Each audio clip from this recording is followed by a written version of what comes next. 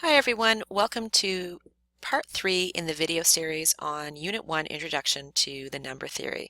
So in previous videos we talked about the expectations for the course and how the evaluations are organized. In part 2 of the video series we looked at the D2L side of the Math 1046 units and how to navigate through those units and what D2L assignments that you can expect in the units. And now we're going to look at the last puzzle piece in the number theory unit, and that is the Pearson MyMathLab side. So I'm going to access the Pearson widget the Pearson MyMathLab course from this green widget on our course main page. This is found underneath the calendar. So I'm just going to click on that.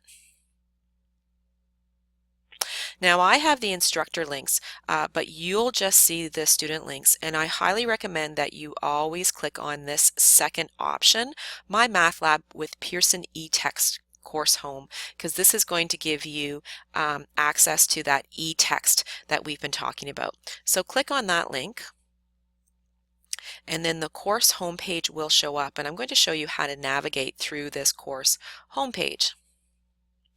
Now we have uploaded, little technical difficulty there.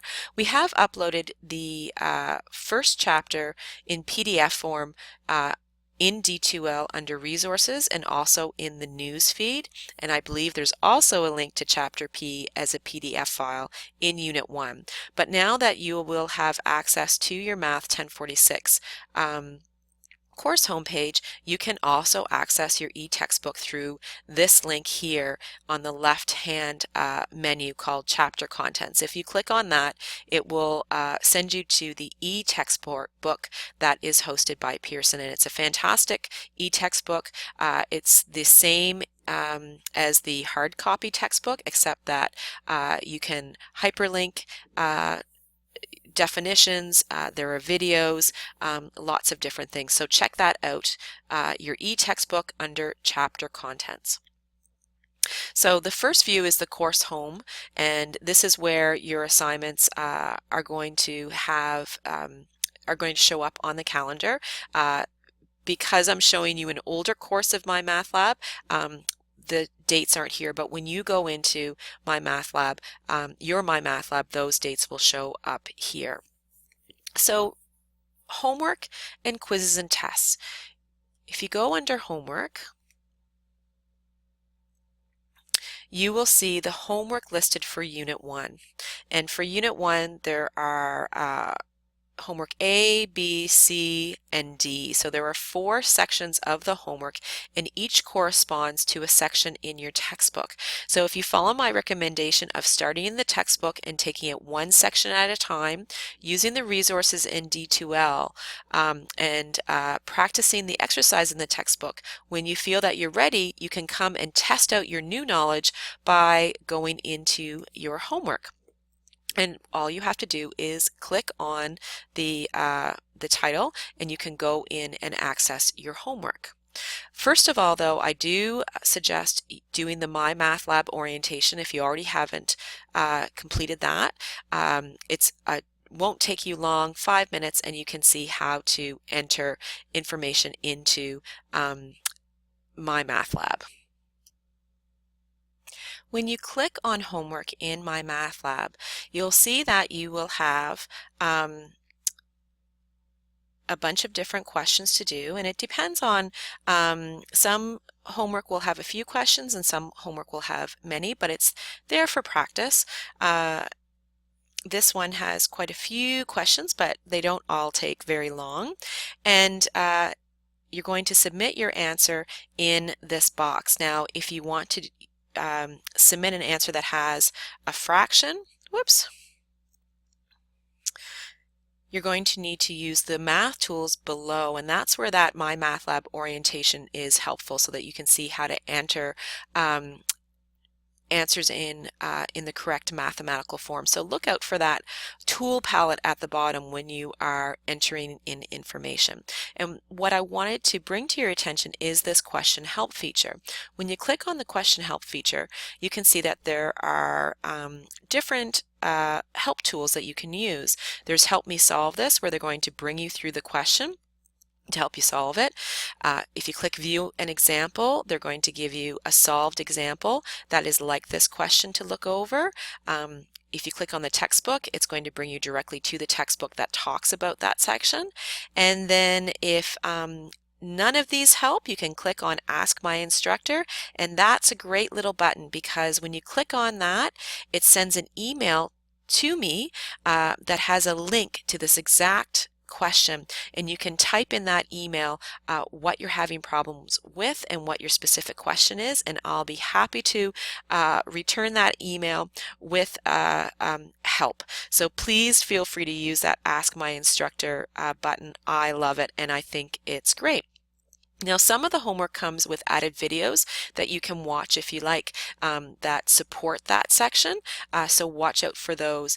If a unit did have those videos, then I put that in the homework. So that's the homework section. You can do it until you get the mark that you would like. So that means you can have more than one attempt on the homework. So I'm going to close that out. And I'm going to go back to the student view. I kind of stepped out of that student view for a moment in order to access that homework. To access your pre-tests and your tests, you're going to want to click on Quizzes and Tests. And this is where you're going to find your pre-tests and your tests for each unit. And you'll notice that the pre-tests are shown in yellow and the tests are shown in green, and there are 2 tests that are proctored tests, and you won't be able to access those as they are password protected. So when you do go to your proctored test at a campus, they will have that key in order to open it. But the other tests, that you take at home, you don't need a password for, and you can access, but just remember you only have one attempt at that test. So if you open it up, you have to be ready to do the full test, as you will only have one attempt, and the pretest you do have 2 attempts. So you can open up and try it, and then if you require a second attempt, you can do that at a later time. So again, homework and quizzes and tests are found in MyMathLab, and your e-textbook is found under Chapter Contents. Now, I wanted to show you a couple of more things. You can look at your grades in the grade book for the MyMathLab marks, but I wanted to bring your attention to the study plan. The study plan is not a mandatory part of the course, and it's not for marks. But when you start working through your homework, if you click on Study Plan, MyMathLab will create an individualized practice questions based on what questions in your homework and on your pretest that showed weak points. And the study plan then feeds you extra questions to help you practice those weak points. So if you're looking for another way to practice the material, to engage in the material, try the study plan out in MyMathLab. It's not for marks, but it's a great way to get very individualized support for those areas that you are having trouble with. And lastly, in MyMathLab, there is a multimedia library, and when you click on that, you can select the chapter from which you're working on, select the section, and then you can see that you have different media types that you can select from. So let's say that you'd like to look at a section video lecture.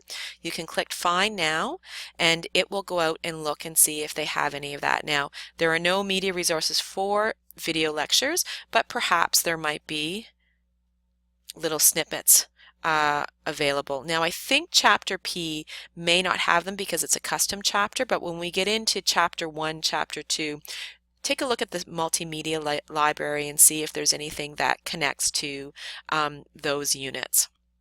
So that's a wrap on MyMathLab in D2L. Word of caution, when you start doing the homework and using the question help, it It's very easy to ignore the textbook and use that help me solve this button.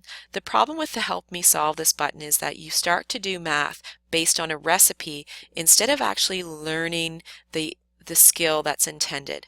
Recipe math will only get you so far, and you will find that when you go to do the test, if the problem is given in a different way than what you're used to and you don't have the recipe, then you won't find success on the test. So try and use that question help button for sure, but don't become dependent on it.